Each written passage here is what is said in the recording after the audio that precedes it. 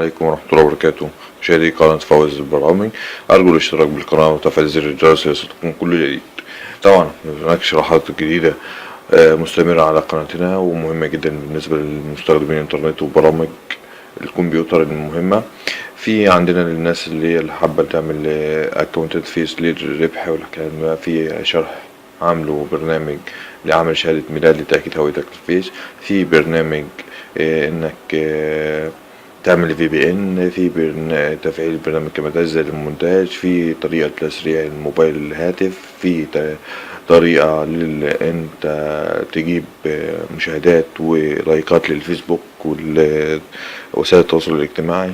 في كمان عندنا برنامج جميل جدا لتصغير حجم الفيديوهات لرفعها لليوتيوب، في باتش جميل جدا، هو برنامج صغير مش باتش، يعتبر هو حاجة سحرية لتفعيل داونلود مانجر مدى الحياة بدون قراءات، بدون اي سيريالات، بدون اي شيء.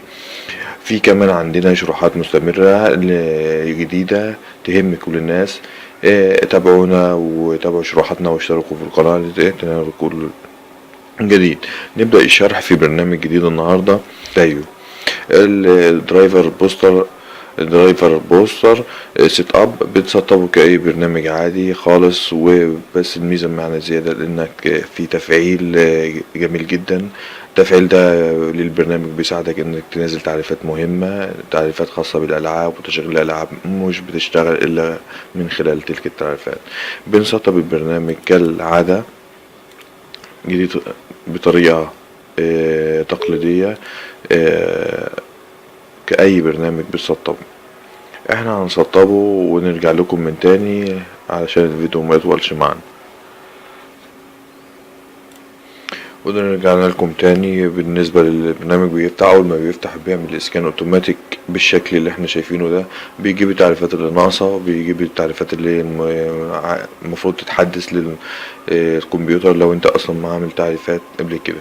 بس النسخة بتنزل فري مجانية، ما بيجيبش كل حاجة في البرنامج، ما بيجيبش حاجات المفروض تظهر في البرنامج كتير.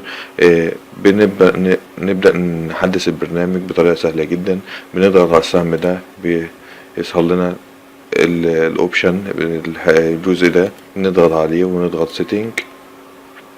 طبعا بنيجي ننزل على النتورك، طبعا بتظهر بالطريقة ديت، بتبقى متعلمة اوتوماتيك على الجزء ده. احنا بنعلم على الجزء الاخير ده ونكتب في خانة الهوست هنا 0.0.0.0 ونكتب في خانة البورت هنا 8080. طبعا الكلام ده انا هسيبه لكم فيه تكست صغير تقدروا تحملوه من الرابط اللي هسيبه لكم اسفل الفيديو. ونيجي ضاغطين اوكي، ونيجي قافلين الخانة دي، ونيجي رايحين هنا هنلاقي لسه برو. هنيجي رايحين للمفتاح اللي هو الصغير ده، ونيجي مضغطين كده وهنفتح التكست اللي احنا نسيبه، ناخده مثلا اي سيريال من ده كده، ناخده كوبي ونروحه على ده. نضغط بيس ونضغط اوكي. طبعا بيديني رسالة اللي هو تم التفعيل بنجاح، وبكده يظهر معنا كلمة برو. طبعا ده بيديك سرعة جميلة جدا في قلب تعريفات الجهاز وقلب المايكروسوفت دايركت باتش وبين الاوبن اوديو لايبراري، وبيديك التحديثات المستمرة للجهاز. اشكركم وتابعوا شرح الجزء الثاني لعدم اطالة الفيديو. السلام عليكم ورحمة الله وبركاته.